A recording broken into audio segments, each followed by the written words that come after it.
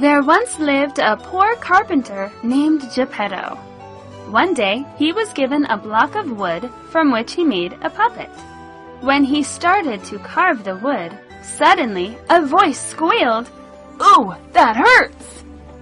Geppetto was astonished to find that the wood was alive. After a while, he finished making the puppet, which could talk and walk. Geppetto adopted the puppet as his son, calling him Pinocchio.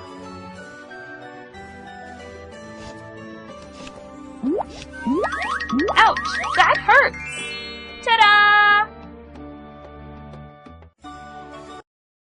Pinocchio made friends with a talking cricket who had lived for more than 100 years.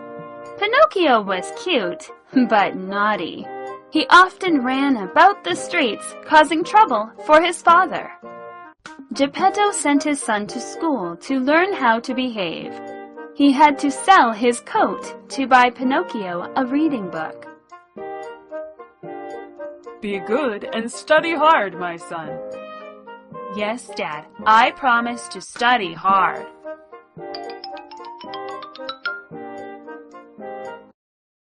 On his way to school the next morning, Pinocchio saw a puppet show in progress. He sold his first reading book to buy a ticket for the show. Ah, my brothers are performing on the stage. But I don't have money to buy a ticket for the show. Sell your book. No, Pinocchio, we have to go to school. Seeing Pinocchio, the puppets on the stage called out to him, angering the audience and the puppet master. The puppet master decided to use Pinocchio as firewood to cook dinner. Pinocchio started to weep and plead to be spared, telling him about his poor father. The puppet master's heart melted. He gave Pinocchio 5 gold coins to give to Geppetto. Stay here with us. We can help you play in a band. My father is waiting for me at home. Take these gold coins and give them to your poor father. On the way home, Pinocchio met a lame fox and a blind cat. They convinced Pinocchio that if he planted his coins in the field of miracles, they would become 10 times as many the next day. Despite warnings from the talking cricket, Pinocchio followed the fox and the cat.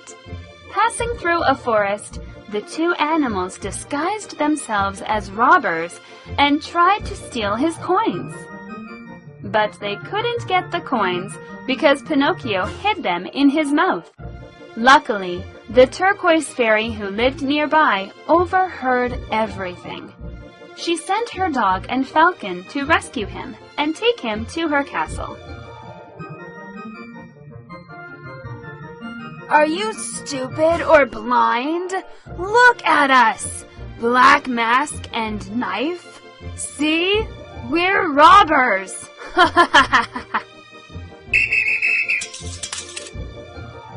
Don't move! Oh, but... Pinocchio told the turquoise fairy what had happened. But when she asked where the gold coins were, he lied to her, saying that he had lost them.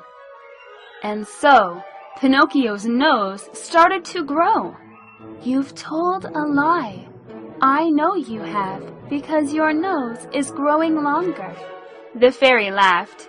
Don't tell any more lies. Go home and take these coins to your father. Then the fairy asked a flock of woodpeckers to peck his nose back to its proper length. I lost the gold coins. You've just told a lie.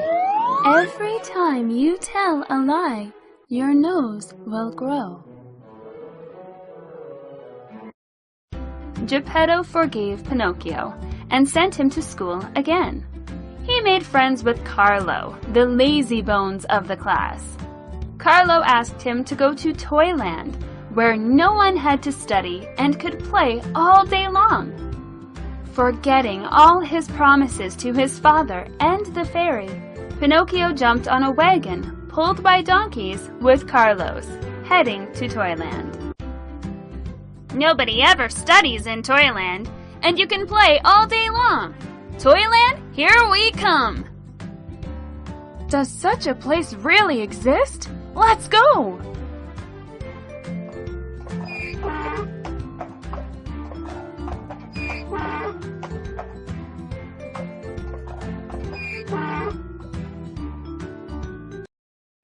The boys all had great fun, until one day, Pinocchio found he had sprouted a long pair of hairy ears. He went off to search for Carlo in a hurry, and saw his friend had the same long hairy ears. Their faces then grew into the shape of a donkey's head. At last, they turned into a pair of donkeys. Pinocchio was sold to a man who would make a drum with his skin.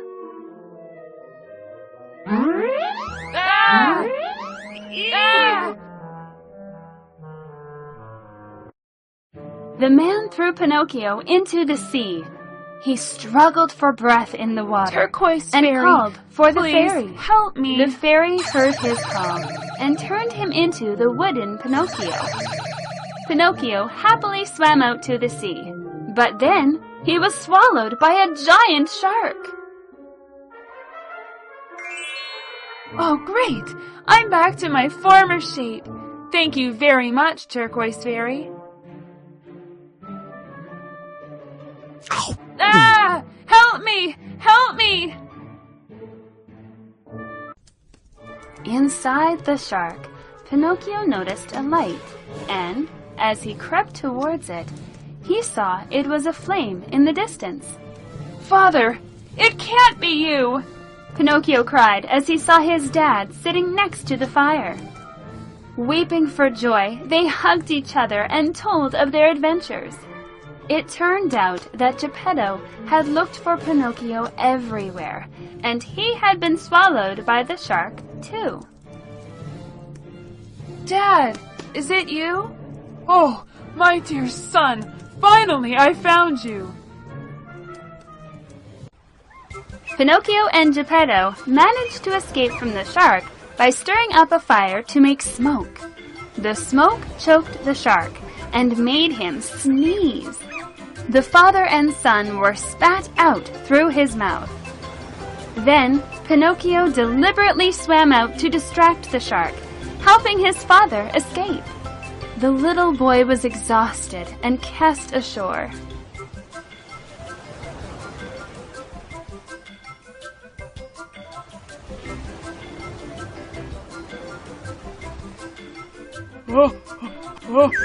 Achoo!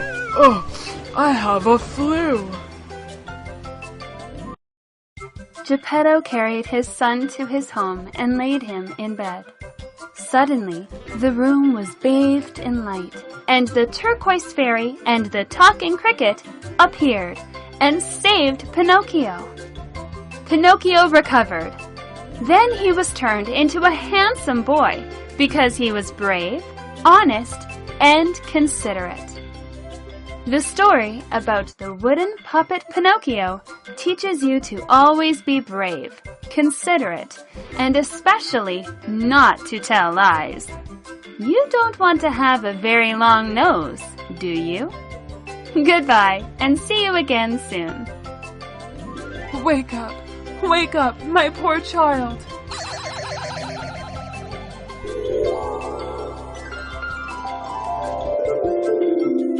Oh, was I not eaten by the shark? Am I still alive? I turned you into a real boy, little Pinocchio. Bravo! Pinocchio awoke!